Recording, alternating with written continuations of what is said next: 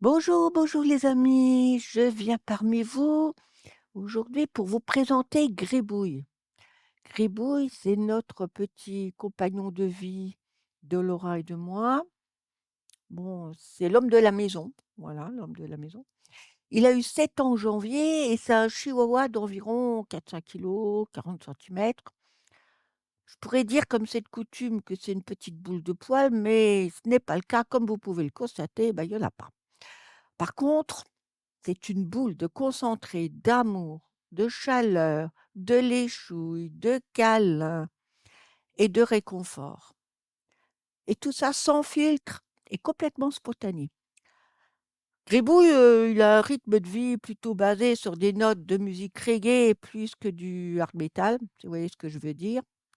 Et ses journées sont ponctuées par les jeux avec ses pluches, ses allers-retours sur le canapé, sur la terrasse ou son coin au repos.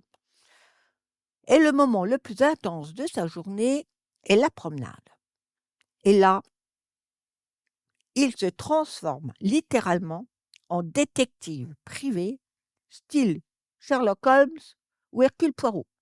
Chaque brin d'herbe, mot de terre, tronc d'arbre ou bout de trottoir est minutieusement examiné, le nez en l'air pour capter des odeurs inhabituelles, à la recherche d'indices ou de traces ADN afin d'indiquer lequel de ses copains est passé par là.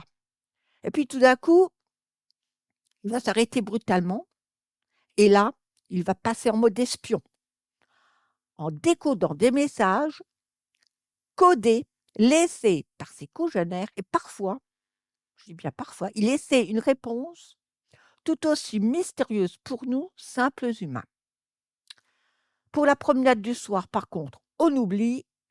Pour la petite anecdote, en se promenant un soir sous les réverbères, Gribouille s'est mis à aboyer frénétiquement, tout en restant bloqué sur place.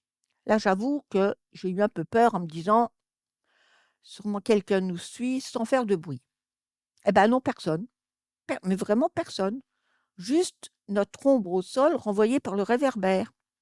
Et à ce moment-là, je me dis, en regardant Gribouille, j'ai compris que l'expression avoir peur de son ombre prend tout son sens.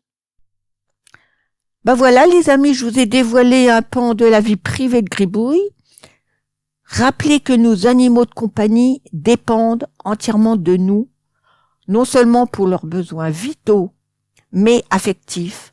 Nous sommes au centre de leur univers et nous sommes responsables de leur qualité de vie. Ceci dit, je retourne à la préparation du prochain podcast qui, en termes de durée, aura à peu près le même format que le précédent sur Roswell. Donc, on va compter entre 15 et 17 minutes à peu près. Mais le ton sera un peu plus sombre. Et pour ceux qui me suivent sur les radios libres de Média Focus, j'y ai laissé quelques indices sur le sujet. Sinon, laissez la curiosité vous surprendre. Donc, je vous dis à bientôt, les amis. Prenez soin de vous et de toutes les personnes qui font partie de votre vie.